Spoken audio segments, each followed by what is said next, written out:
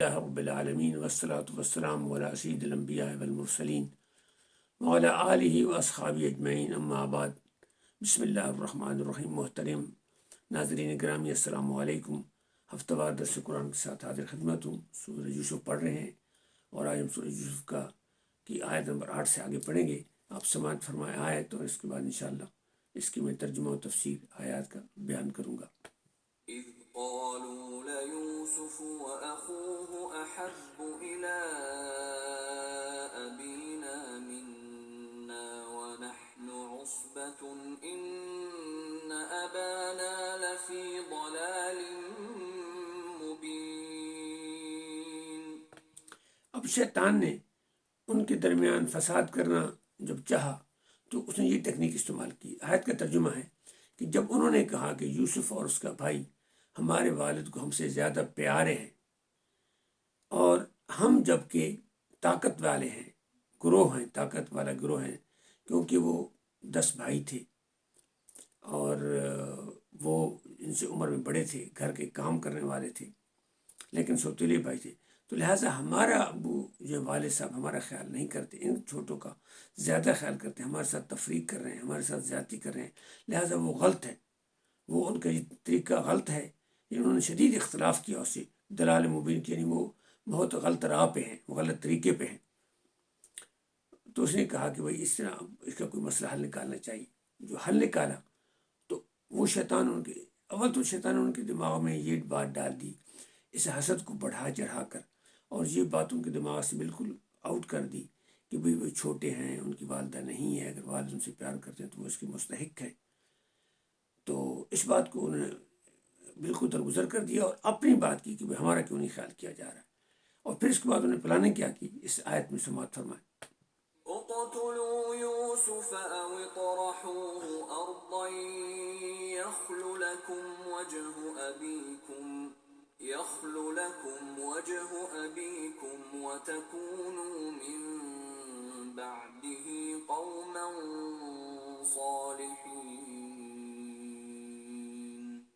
اچھا، یہ اب یہ دیکھیں، یہ ساری جو باتیں ہیں نا، یہ شیطان انسان کے دماغ میں ڈالتا ہے، اور ڈالتا کس طرح ہے کہ اس طرح حدیث میں آیا کہ شیطان انسان کے خون کے ساتھ چلتا ہے، یعنی شیطان کو انسان کے دماغ تک ایکسیس ہے، کیونکہ وہ انرجی سے پیدا ہوا ہوا ہے، آگ سے پیدا ہوا ہوا ہے، اور دماغ میں جا کر وہ ہمارے نیورون کو جو بھی اس نے ڈالنا ہوتا ہے خیال، اس کو نیورون کے اندر ڈال کو حرکت کرتا ہے، جو ہمیں الیکٹرو میگنیٹو، جب ہم نے اس کے ڈائیگرام بنائے ہیں اور اس کو ڈیٹیکٹ کیے ہیں تو پھر پتہ چلا ہے۔ اب اس نے پہلے حسد کو ایکسپلائٹ کیا اور اس سے کہا کہ بھئی وہ تمہارے ساتھ زیادتی ہو رہی ہے۔ پھر اب اس نے کہا کہ بھئی اب کیا کریں، لہٰذا اس کو قتل کر دو، یہ دور جنگل میں چھوڑا، جہاں یہ اپنے آپ کو پروٹیکٹ نہ کر سکے گا، ختم ہو جائے گا، نہ واپس پہنچ سکے گا، اور درندے وغیرہ اس کو کھا جائیں گے، تاکہ ہمارے یعنی والد کی نظر سے اوجھل ہو جائے گا۔ اب والد کیا اس کو یاد کرے گا، ظاہر ہے پھر اس کے پاس ہمارا خیال زیادہ کرے گا۔ اور پھر اس نے کہا کہ اس کے بعد جب انہوں نے یہ بات کی تو ان کو احساس بھی ہوا کہ وہ ہمارا بھائی ہے، ہم کیا کر رہے ہیں، لیکن شیطان نے پھر اس احساس کو ختم کر دیا کہ بھئی کوئی بات نہیں، اس کے بعد تم نیک ہو جانا۔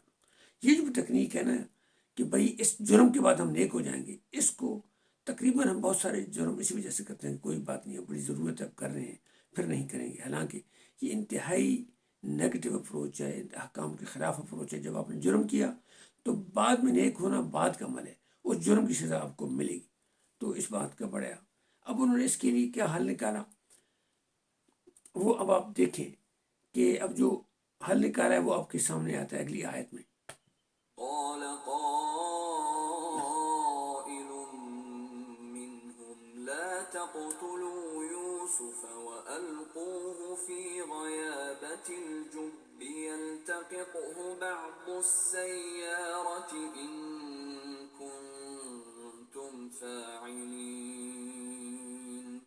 اب جب انہیں احساس ہوا تو ان میں سے ایک بھائی نے کہا کہ بھائی اس طرح نہ کرو، اس کو قتل نہ کرو، جنگل میں نہ چھوڑو، آخر بھائی ہے، اس کو کسی کنویں میں پھینک دو، پھر کوئی نہ کوئی مسافر جو راستے میں آئیں گے وہ اس کو اٹھا لیں گے، اگر تم نے خواہ خواہ کرنا ہی ہے تو اس کو اس طرح کرو۔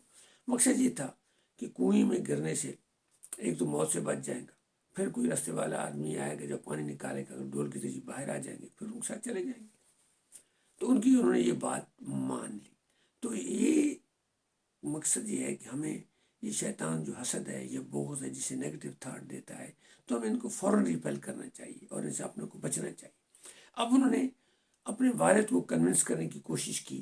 ان آیات میں دیکھیے کہ انہوں نے کیسی ٹیکنیک استعمال کی۔